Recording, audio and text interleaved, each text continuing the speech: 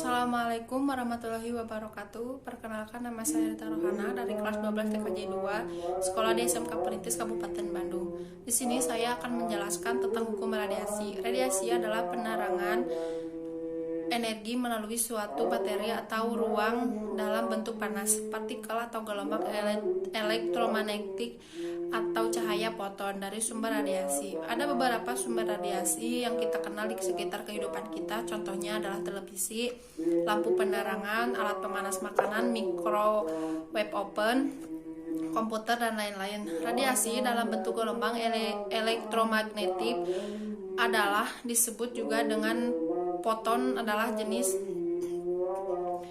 radiasi yang tidak mempunyai massa dan muatan listrik. Misalnya adalah gamma dan sinar X, dan juga termasuk radiasi tampak seperti sinar lampu, sinar matahari, gelombang microwave, radar, dan handphone. Pada tahun 1879, seorang fisikawan asal Australia yang bernama Joseph Stephan melalui eksperimen bahwa daya total persatuan luas yang dipancarkan oleh suatu benda hitam panas pada semua frekuensi adalah sebanding dengan pangkat 4 suhu mutlaknya.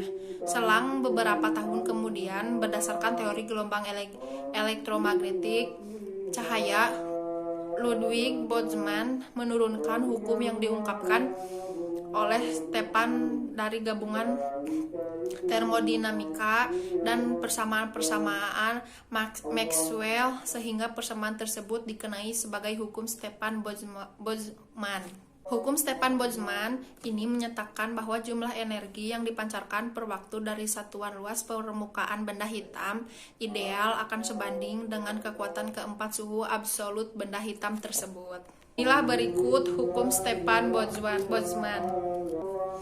Selanjutnya, dari bunyi hukum Stephan Boltzmann di atas dapat dirumuskan sebagai berikut. Rumus tersebut digunakan untuk menghitung daya radiasi atau laju energi rata-rata pada benda hitam. Jika benda panas yang bukan benda hitam, maka akan memenuhi hukum yang sama, tetap nilai emisivitasnya lebih kecil dari 1. Benda hitam ideal akan menerima semua radiasi tanpa memantulkannya, dapat memanaskan dirinya sendiri dan melepaskan semua energi dengan bergantung pada suhunya. Selanjutnya ada cuplikan video tentang hukum radiasi, mohon disaksikan. Logam yang dipanaskan akan berpendar.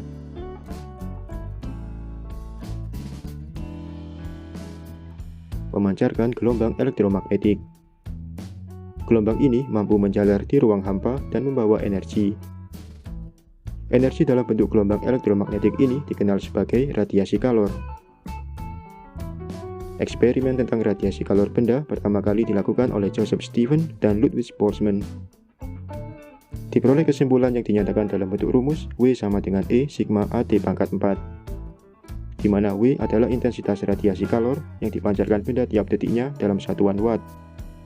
E adalah emisivitas benda tidak memiliki satuan. Emisivitas adalah konstanta yang besarnya tergantung pada sifat permukaan benda yang mempunyai nilai antara 0 hingga 1. Untuk benda yang mempunyai emisivitas 1 dinamakan benda hitam. Sigma adalah konstanta Stephan Boltzmann, nilainya 5,67 dikali 10 pangkat minus 8 watt per meter kuadrat Kelvin pangkat 4. A adalah luas permukaan benda dalam satuan meter kuadrat. T adalah temperatur benda dalam satuan Kelvin.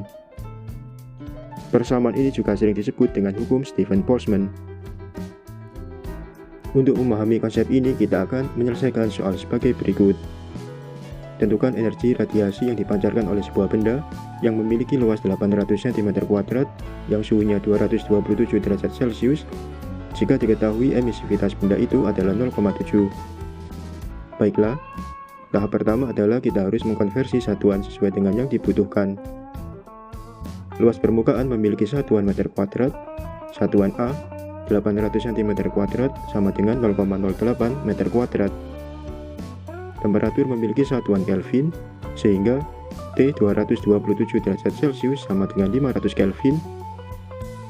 Emisivitas tidak memiliki satuan, sehingga E sama dengan 0,7. Konstanta Stephan Boltzmann, sigma sama dengan 5,67 dikali 10 pangkat minus 8 watt per meter kuadrat Kelvin pangkat 4. Sekarang kita bisa menggunakan persamaan W sama dengan E sigma A T pangkat 4.